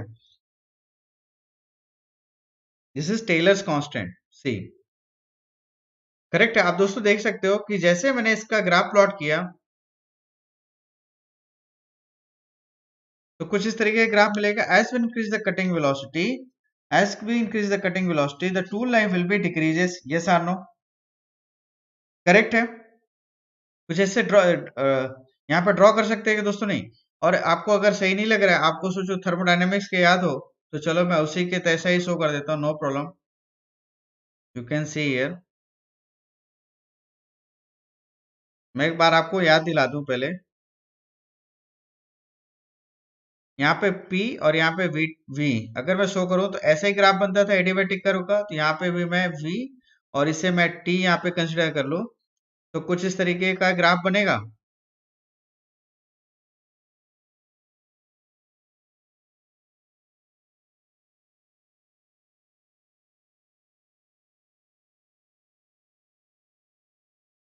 Correct, you can see here. As अब यहाँ पे क्या पता चला है? As we decrease the cutting velocity the tool life will be increases और वाइस वर्सा। अगर आप कटिंग वेलोसिटी इंक्रीज करोगे, कटिंग वेलोसिटी इंक्रीज करोगे तो टूल लाइफ क्या मिलेगी दोस्तों? कम मिलेगी कि नहीं? तो कुछ इस तरीके से रिप्रेजेंट कर सकते हैं और ये एनालॉगस फॉर्म में आप रिप्रेजेंट कर सकते हो, करेक्ट है। आपको जनरली इस कर्व के बारे में हमेशा याद रहता है कि ये कर्व बनता कैसे। ये एक्चुअली रेक्टेंगल हाइपरबोला कर्व होता है, करेक्ट है। इसका इक्वेशन हुआ v t to the power n is equal to constant और इसका इक्वेशन क्या होता है? pv to the power gamma is equal to constant. तो ऐसे ही इनको एनालॉगस फॉर्म में याद रखोगे। बट यहाँ पे मैं इसके फॉर्म में रिप्रेजेंट नहीं करूंगा, मैं यहाँ पे लॉग लॉग स्केल में रिप्रेजेंट करूंगा, करेक्ट है दोस्तों। तो अगर लॉग स्केल में इसे रिप्रेजेंट करूं तो कुछ इस तरीके से मैं इसे रिप्रेजेंट कर सकता हूं। कैसे दोस्तों? चलो नेक्स्ट स्लाइड में बताता हूं। यू कैन सी हियर, हमारे पास इक्वेशन है v t to the power n is equal to constant. अगर मैं यहाँ पे लॉग कंसीडर कर लूं तो नेचुरल लॉग तो क्या आएगा? ln v plus n times of ln t, then this is equal to ln c लिख सकता हूँ या simply another constant capital C। Is it clear? ऐसे लिख सकते हैं क्या दोस्तों? जरूरी नहीं है सी को लिखना है, ln c के फॉर्म में भी आप रख सकते हो, नो इशू। तो यहाँ पे n क्या आ जाएगा दोस्तों? It can be written as ln c minus ln v divided by ln t, correct. तो दोस्तों जब भी आप याद रखना, whenever you draw log log graph then you always get linear graph, ये नो, करेक्ट, हमेशा लीनियर ही मिलेगा। Is it clear? और मैं यहाँ पे लिखता हूँ ln, यहाँ पे क्या लिखना चाहिए दोस्तों? This is ln v and here we have ln t। Is it clear? तो जब यहाँ पे आप रिप्रेजेंट करोगे ln v versus ln t तो यहाँ पे आपको ग्राफ कुछ इस तरीके का मिलेगा, करेक्ट। और यहाँ पे मैं 3 लाइंस रिप्रेजेंट करने वाला हूं, ठीक है दोस्तों, like this and like this, तीनों कलर डिफरेंट रख देता हूं, ठीक है दोस्तों, यू कैन सी है, करेक्ट। तो यहाँ पे इसका मीनिंग क्या है देखो, you can see here in this direction here I am going to represent tool life and in this here I am going to represent velocity, cutting velocity. तो दोस्तों ये जो फर्स्ट लाइन है, this is first line, this is second line and this is third line. This third line indicates, ये जो third line है ये ceramic tool को रिप्रेजेंट करता है। किसे? Ceramic tool. और जो सेकंड लाइन होता है, these are carbide tools. Carbide tool का मटेरियल है, ठीक है। और जो फर्स्ट लाइन है that is HSS, high speed steel tool, correct. और जो सिरेमिक होते हैं जनरली ऑक्साइड्स होते हैं। क्या होते हैं? ऑक्साइड्स और nitrides. Is it clear? Oxides या नाइट्राइड्स वाले जो टूल्स होते हैं उसे हम सिरेमिक टूल कहते हैं। जो कार्बन रिच एनवायरमेंट वाले टूल होते हैं उन्हें हम कार्बाइड कहते हैं। और HSS होता है high speed steel tool, correct है। तो ये 3 टूल्स हैं, करेक्ट है दोस्तों। अब यहाँ पे देख रहे हो आप, ये जो कर्व है इसका जो स्लोप है दोस्तों, this is nothing but this is called as n। तो जब भी आपको इस n की जरूरत पड़े तो आप सिंपली इस ग्राफ का स्लोप ले लेना, जो स्लोप मिलेगा वही आपको n को रिप्रेजेंट करेगा, करेक्ट है। समझ में आया क्या? अब चलिए यहाँ पे एनालिसिस करते हैं, ठीक है। तो इसके लिए मैं फिर से एक ग्राफ यहाँ पे ड्रॉ करने वाला हूँ, you can see here.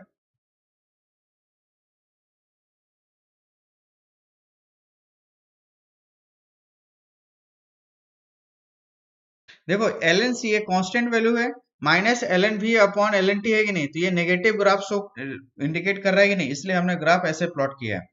Now you can see here, suppose this is L N V and this is L N T, correct. और यहीं पे वही सेम थ्री लाइंस अगर मैं यहाँ पे ड्रॉ कर दूं दोस्तों, you can see here, this is first for HSS, this is for carbide and this is for ceramic, correct है दोस्तों।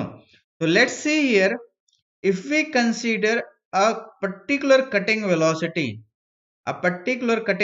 you can see here,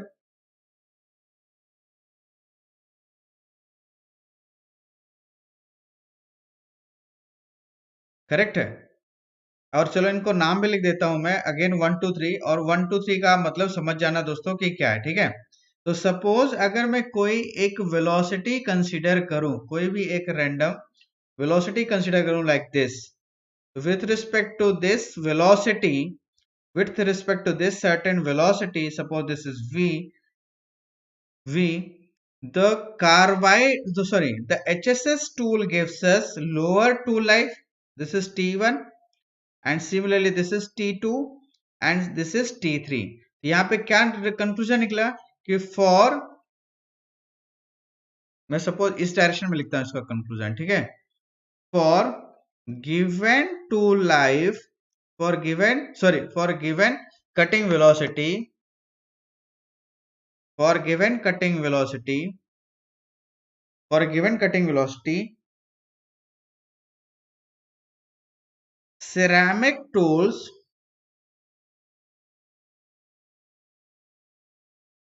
gives maximum tool life। Ceramic tool दोस्तों क्या देगा आपको, maximum tool life over HSS and carbide tool. तो याद रखोगे ceramic tool की हमेशा टूल लाइफ सबसे ज्यादा मिलने वाली। एंड सिमिलरली इसी ग्राफ में चलो एक और कंपैरिजन करता हूं कि सपोज मैं यहाँ पे एक लाइन ड्रॉ करने वाला हूं, you can see here, with respect to a given tool life, तो with respect to given tool life, any tool life that is t, इसके रिस्पेक्ट में दोस्तों अगर मैं यहाँ पे इनको प्रोजेक्ट करूं, इनकी कटिंग वेलोसिटी पता करूं, तो आप देख सकते हो यहाँ पे कि मैक्सिमम कटिंग वेलोसिटी कहां मिल रही है दोस्तों, again this is v1, this is v2 and this is v3, and again here we can say v3 is greater than v2 is greater than v1 at given tool life। Is it clear? At a given tool life, again ceramic gives us maximum cutting velocity as compared to HSS and carbide tool। Yes or no?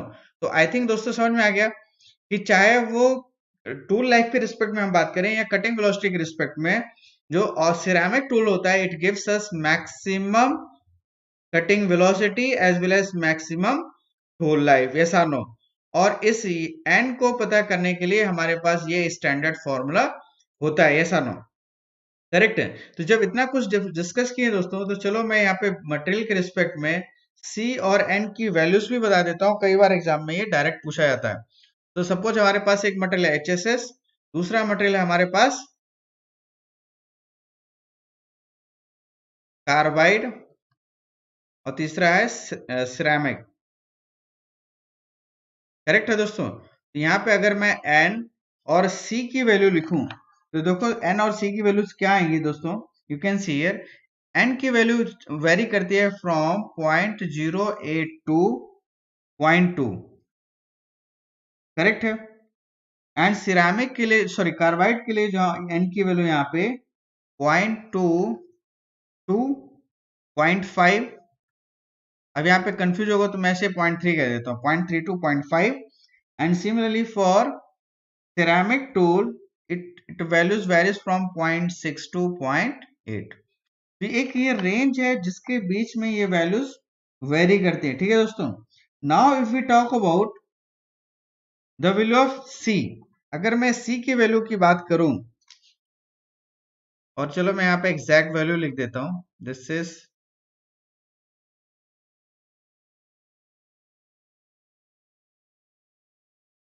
और याद रखना ये engineering services में direct ये question पूछ देता है ना, ये वैल्यूज गेट में तो नहीं पूछता, बट इंजीनियरिंग सर्विसेज में ये डायरेक्ट वैल्यू पूछता है, ठीक है दोस्तों। तो अगर आप इंजीनियरिंग सर्विसेज एग्जाम देने वाले हो, ये वैल्यू तो कंठस्थ ही कर लो, करेक्ट है। अब इसके रिस्पेक्ट में अगर मैं सी की बात करूं, तो जो सी की वैल्यू होती है, कांस्टेंट की वैल्यू, दोस्तों ये सीधे डिजिट में फर्क होती है। करीब ये 90 के आसपास, 80 टू 90 के आसपास यहाँ पे आती है एचएसएस टूल के लिए, करेक्ट है दोस्तों, 80 टू 90 के आसपास। और यहीं पे कार्बाइड के लिए जो वैल्यू है ये लगभग 200 से 300 के आसपास वेरी करती है, और सिरेमिक टूल्स के लिए लगभग 1000 प्लस वैल्यू आती है, करेक्ट। तो आप यहाँ पे देख रहे हो सीधे डिजिट का ही फर्क है। 2 डिजिट में वैल्यू आती है एचएसएस के लिए, 3 डिजिट में आती है कार्बाइड के लिए, और सिरेमिक की वैल्यू 4 डिजिट में आती है। और यहाँ पे जो मैंने वैल्यूज लिखी है अप्रोक्सीमेट वैल्यू भी लिखी है, ठीक है ना। अगर थोड़ा बहुत ऊपर नीचे मिले तो आप लड़ने मत चले आना, आप समझ जाना कि अप्रोक्सीमेट वैल्यू है, इन्हीं के आसपास वैल्यू होगी, करेक्ट है। और आपको अगर ये आइडिया रहा तो आप इजिली आंसर दे सकते हो, करेक्ट है। तो यहाँ पे दोस्तों मैंने यहाँ पे वैल्यू लिख दी है आपको एन और सी की with respect to different tool materials, तो याद रखोगे, यस आर नो, करेक्ट। चलिए, अब इसके बाद जब और डिटेल स्टडी की गई दोस्तों, तो पता किया गया कि कटिंग वेलोसिटी के साथ साथ, कटिंग वेलोसिटी के साथ कुछ और भी पैरामीटर हैं जो इस टूल लाइफ को इन्फ्लुएंस करते हैं। वो कैसे इक्वेशन लिख सकते हैं हम, v t to the power n f to the power p and d to the power q, this is equal to constant. एक ऐसा इक्वेशन मिल गया, this is modified Taylor's to life equation. और यहाँ पे दोस्तों f क्या है, this f is nothing but this is feed in millimeter per revolution, and d is a depth of cut। और ये सारे इंपेरिकल रिलेशन है, करेक्ट है दोस्तों, depth of cut in millimetre. And p and q जो है, these are the exponential constant,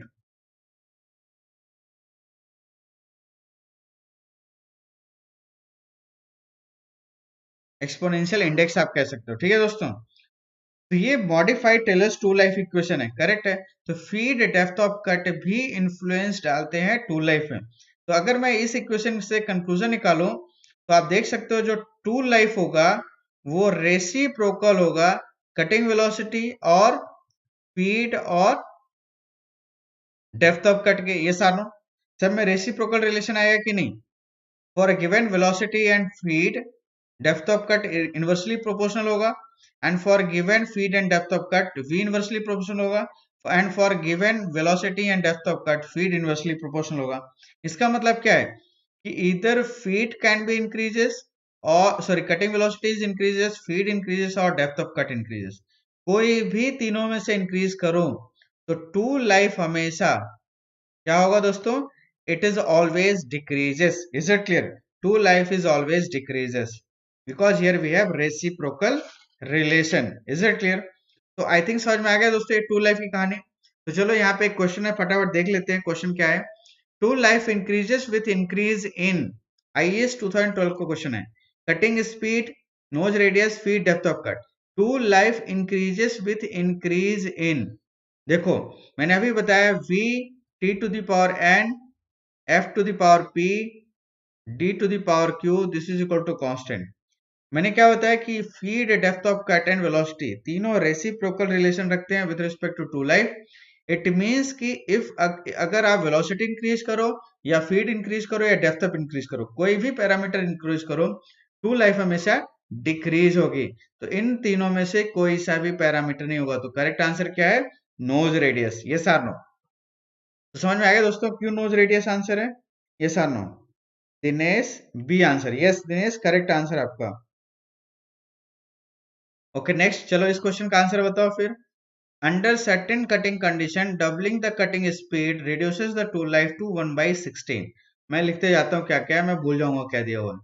under certain condition the doubling the cutting speed, तो suppose अगर मैं v1 is equal to v कह दूं, तो v2 is equal to 2 times of v1 that is 2 भी होगा। ये सानो, तो टूल लाइफ इस केस में अगर t1 is equal to t है, तो टूल लाइफ क्या बोला है, टूल लाइफ रिड्यूसेस टू मतलब अब टूल लाइफ 1/16 रह गई है ऑफ किसकी, t1 की। तो मैं ऐसे लिख सकता हूं, तो पूछ रहा है कि Taylor's to life index N क्या होगा। तो दोस्तों यहाँ पे देखो V T to the power N V one T one to the power N is equal to V two T to the power N, ऐसे लिख सकते हैं। यस और नो? तो सिंपल सा क्या आ गया, V one by V two equal to T two by T one whole to the power N. अगर इस फॉर्मूला में वैल्यू पुट किया जाए तो वी वन क्या है यहाँ पे वी टू क्या है 2 times of V, this is equal to T two क्या है यहाँ पे 1/16, बाकी सब कैंसिल आउट हो जाएंगे टू द पावर एन। तो क्या हो जाएगा 1/2, this is equal to 1/2 to the power क्या होगा तो 4 टाइम्स ऑफ एन, ऐसे लिख सकते हैं क्या दोस्तों, बोलो। तो यहाँ से बेस सेम होने की वजह से सिंपली लिख सकता हूँ 4n is equal to 1, therefore 1/4 और ये आ जाएगा 0.25। तो n की वैल्यू क्या आ गई 0.25। समझ में आ गया दोस्तों कैसे प्रॉब्लम सॉल्व करना है? This is very simple problem. Is it clear? चलो ये क्वेश्चन भी सॉल्व करते हैं, अच्छा क्वेश्चन है।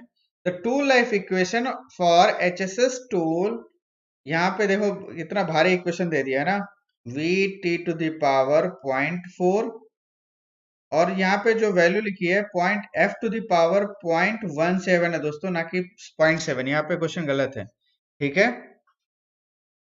ये 17 है instead of 7 into T to the power 0.4, this is equal to constant. अब इसमें कह रहा है कि the tool life of 30 minute is obtain using the following cutting condition, correct है। t is equal to 30 minute का मिला था when v is equal to 45 metre per minute, speed is equal to 0.35 millimeter and depth is equal to 2.0 millimeter, correct है। अब आपसे कह रहा है if the speed, feed and depth of cut are increased by 25%, इसका मतलब क्या हुआ कि v2 is equal to 1.25 times of v1, that is v1 is equal to v, f1 is equal to f and d1 is equal to d, correct. सारे parameter 1.25 25% बढ़ा दिए गए, तो क्या आएगा दोस्तों, f2 is equal to 1.25 times of v and d2 is equal to 1.25 times of d। ये है सेकंड पैरामीटर्स। तो इस केस में क्या है, अगर ये टू लाइफ t1 है तो पूछ रहा है कि what is the tool life t2, correct. कैसे सॉल्व करें दोस्तों, तो देखो यहाँ पे v1 t1 to the power n, f to the power p, d to the power q is equal to constant, या कांस्टेंट की जगह मैं यहाँ पे लिख देता हूँ क्या, v2 t to the power n, f2 to the power p, d2 to the power q। और चलो इसको मैं 1 लिख देता हूँ, ये आएगा कि नहीं दोस्तों। तो सिंपली लिख सकता हूँ t2/t1 whole to the power n is equal to क्या आएगा दोस्तों, बोलो, v1/v2 into f1/f2 to the power p into d1/d2 whole to the power 2, ऐसे लिख सकते हैं क्या इक्वेशन में, ये सर नो? इसको यहाँ ले आओ, बाकी सब इधर लेकर आओ, अब इनकी वैल्यूज पुट कर दो। तो t2/t1 whole to the power n की वैल्यू कितनी दोस्तों 0.4, this is equal to v1/v2 क्या आएगा 1/1.25 इंटू f1/f2 क्या आएगा 1/1.25 टू द पावर p कितना है दोस्तों 0.17 into 1/1.25 times of q that is 0.4। अब यहाँ पे आप सोच रहे हो कि सर ने 1.25 times of v, 1.25 times of f and 1.25 times of d, ऐसा क्यों लिखा। वैल्यू कैलकुलेट करने की जरूरत नहीं है दोस्तों, क्योंकि यहाँ पर रेशियो लिखना है, तो ऑटोमेटिकली ये v1 v2 vf ये सब कैंसिल आउट हो जाएगा, तो अननेसेसरी मैं क्यों कैलकुलेशन करूं। तो मैं ऐसा इक्वेशन लिख सकता हूं। अब चलो इसका सोल्यूशन देखता हूं क्या आता है, 1 divided by 1.25, is it clear, into 1 divided by 1 point, हर बार तो वही आएगा,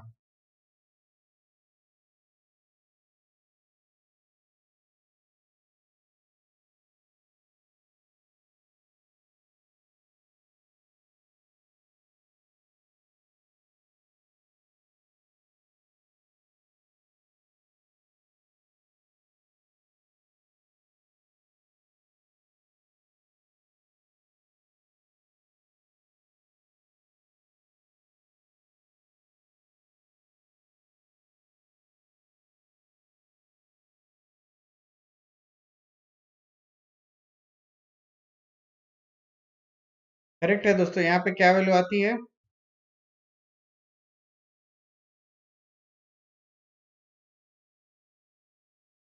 देखो T2/T1 इज इक्वल टू, यहाँ पे जो भी वैल्यू आएगी उसके डिवाइडेड बाय 1.4, और यहाँ पे T1 की जगह यहाँ पे 30 मिनट से हम मल्टीप्लाई कर देंगे, यहाँ पे T2 आ जाएगा। ठीक है दोस्तों। अब यहाँ पे 0.7 है या 1.7 है, ये थोड़ा सा मुझे डाउट है, जिसकी वजह से थोड़ा सा वैल्यू चेंज मुझे लग रही है। एक बार फिर ट्राई कर लेता हूँ। 0.8 करेक्ट है। 0.8 into 0.8 to the power 0.17 into 0.8 to the power 0.4, correct, and whole to the power in bracket 1 divided by 0.4। अरे दोनों साइड 0.4 नहीं होगा। Yes, let me check.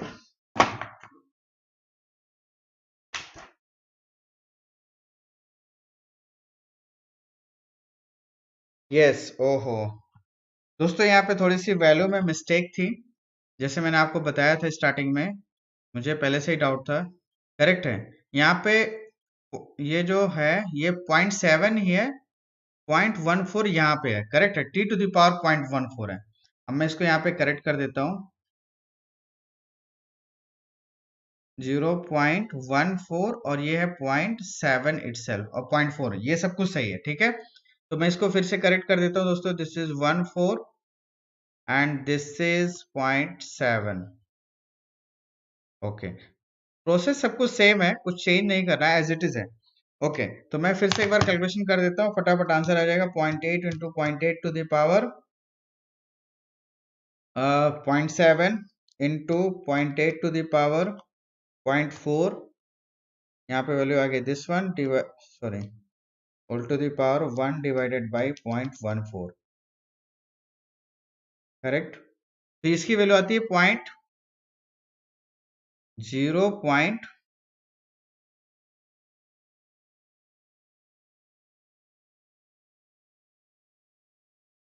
ये कंप्लीट वैल्यू ही आ गई, मैं कैलकुलेट कर चुका हूँ दोस्तों। ये वैल्यू आती है 0.035, करेक्ट। अब इससे 30 से मल्टीप्लाई कर दो, तो ये आंसर आता है 1.055 मिनट। करेक्ट है दोस्तों, तो ये आंसर आ गया। तो आई थिंक समझ में आया प्रोसीजर क्या है। तो आप यहाँ पे फोकट में ये कैलकुलेशन करते मत रहना, ठीक है ना। विदाउट कैलकुलेशन आप प्रॉब्लम को सॉल्व कर सकते हो, क्योंकि रेशियो के टर्म में लिखना है ना। तो करेंट आंसर क्या होगा? 1.06, 1.05 यहाँ पे आंसर है, 1.06 को आप आंसर दे सकते हो। This is correct answer. Is it clear? Okay, another question. If the Taylor's tool life exponent n is equal to 0.2 and the tool life changing time is 1.5 minute, then the tool life for maximum production rate. तो दोस्तों इसको अभी मैं यहीं पे छोड़ता हूँ, क्योंकि ये नेक्स्ट टॉपिक जो हम लोग डिस्कस करने वाले इकोनॉमिक्स ऑफ मेटल कटिंग, उस पर बताऊंगा। ठीक है, तो इसको मैं यहीं पे छोड़ देता हूँ, आगे बढ़ते हैं। हाँ, यहाँ पे देखो, in cutting operation with the cutting speed, चलो इसको सॉल्व करते हैं। Cutting speed v1 is equal to आपको दिया हुआ, that is 50 meter per minute. The life इसके रिस्पेक्ट में जो t1 आपको मिलने वाला है, दैट इज 45 मिनट मिलने वाला है। yes or no? Was observed when the cutting speed was increased, that is v2 is equal to 100 meter per minute, then the tool life decreased to, मतलब t2 आपका हो गया 10 मिनट, 45 से 10 minute. Estimate the cutting speed for again maximum productivity for the tool changing time this।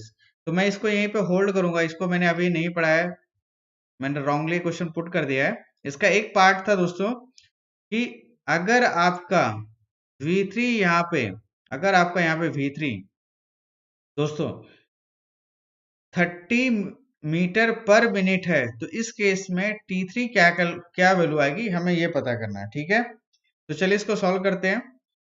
Correct, at this speed how much tool life will be obtained.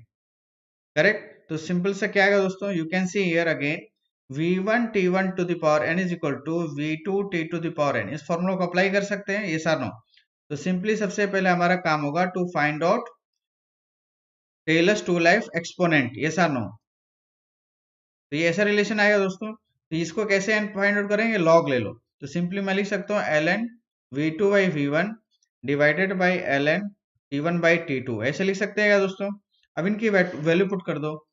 We two by V one कितना दिया हुआ, 100 divided by 50, correct. ये आएगा आपका L N में, divided by in bracket divided by L N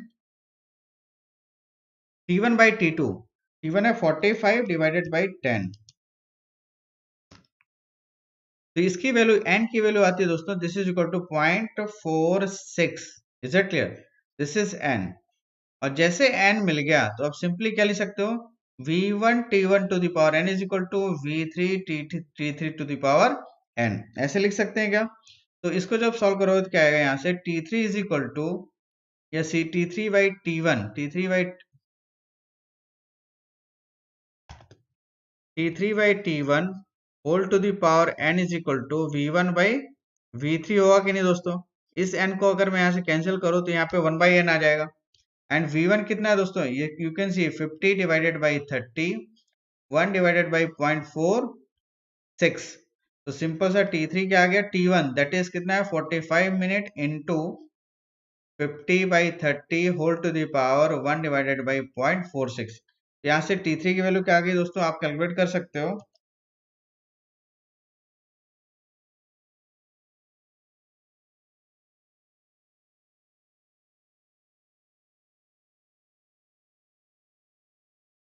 तो T3 आपको मिल जाएगा 136.33 मिनट, करेक्ट है। तो दोस्तों ये प्रोसीजर है इस प्रॉब्लम को सॉल्व करने की, करेक्ट है। और इस maximum productivity if the tool changing time is 2, अगर इसके लिए भी मुझे सॉल्व करना होता है तो यही सेम प्रोसीजर फॉलो करता है for determination of n। And c पता करने के लिए v1 t1 to the power n is equal to constant apply करके आप यहाँ से c इजिली कैलकुलेट कर सकते हो। It's okay. ओके, तो ये लास्ट क्वेश्चन है, चलिए इसको सॉल्व करते हैं, फिर यहीं पे सेशन को एंड करेंगे। इस तरीके के क्वेश्चन ये करीब 3 to 4 टाइम्स गेट एग्जाम में आ चुके हैं।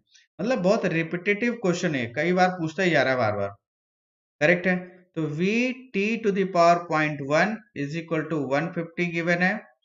दूसरा इक्वेशन है V T to the power 0.3 this is equal to 300। ऐसा नो बोल रहा है the cutting tool with tool life equation given below, ऐसा where V is the cutting speed and R is the tool life, sorry R नहीं है T होगा यहाँ पे, T is the tool life in minutes. The break even cutting speed beyond which tool to have higher tool life, this is tool 2 and this is tool 1, correct है। तो v क्या होगा जब टूल 2 की tool life 1 से ज्यादा होगी, कैसे सॉल्व करेंगे दोस्तों। तो यहाँ पे आप सिंपली देख सकते हो, सपोज अगर मैं यहाँ से t लिखूं, tool life t1 is equal to x, correct है। तो x इज इक्वल टू लिख सकता हूँ 150 divided by v whole to the power 0.1, और यहाँ पे क्या आएगा this, sorry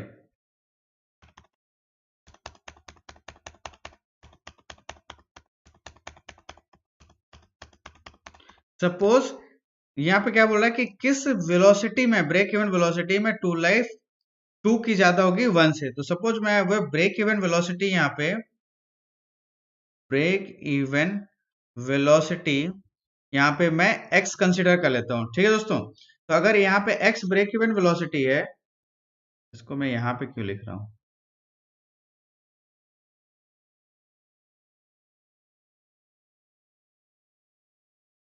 break even velocity is suppose x। तो यहाँ पे क्या आ जाएगा दोस्तों, tool life t1 is equal to 150 divided by x to the power 0.1, yes और नो। एंड सिमिलरली t2 लिख सकता हूं मैं क्या, 300 divided by x to the power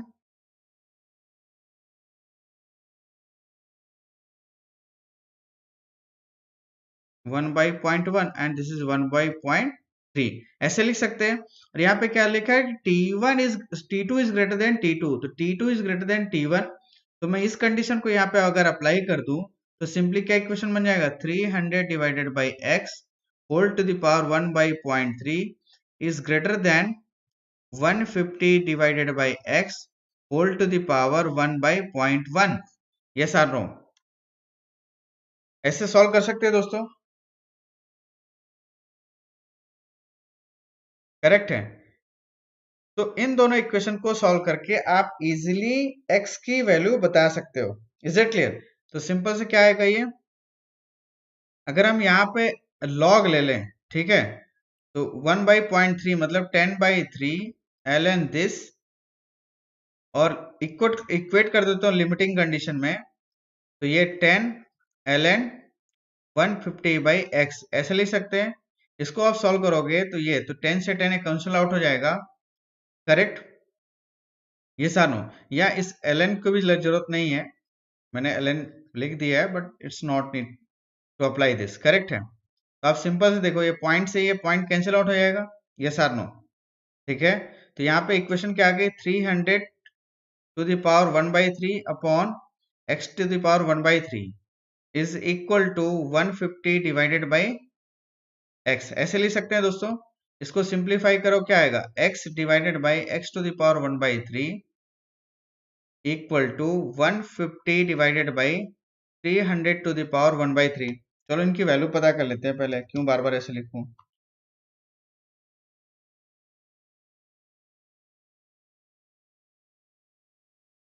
यहाँ पे इसकी वैल्यू आती है 22.40, और इस इक्वेशन को आप सॉल्व करो तो क्या आएगा, x to the power 1 minus 1 by 3 is equal to 22.40। यहाँ पे इक्वल टू अप्लाई करना तो करो, या ग्रेटर देन अप्लाई करना तो ग्रेटर देन अप्लाई करो, कोई फर्क नहीं पड़ता, ठीक है। तो यहाँ पे क्या आ जाएगा, x to the power 2 by 3 equal to,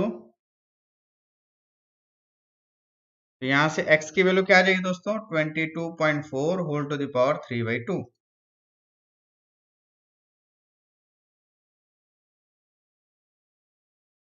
correct है। तो ये x की वैल्यू आ गई 106 मीटर पर मिनट। तो इस वेलोसिटी में आपको t3 to life t2 to life t1 से ज्यादा मिलेगी, ये सारों दोस्तों। तो कुछ इस तरीके से आप इस प्रॉब्लम को सॉल्व कर सकते हो। Is it clear? समझ में आया कि नहीं? तो चलिए दोस्तों, अगर आपको ये लेक्चर पसंद आया तो इसे लाइक एंड शेयर करना मत भूलना। अगर आपने अनअकैडमी सेमेस्टर एग्जाम चैनल को सब्सक्राइब नहीं किया है तो इसे फटाफट सब्सक्राइब कर लो, और जो मैंने आपको अनअकैडमी कॉम्बैट के बारे में बताया था उसे आप ज्वाइन करना मत भूलना, ठीक है।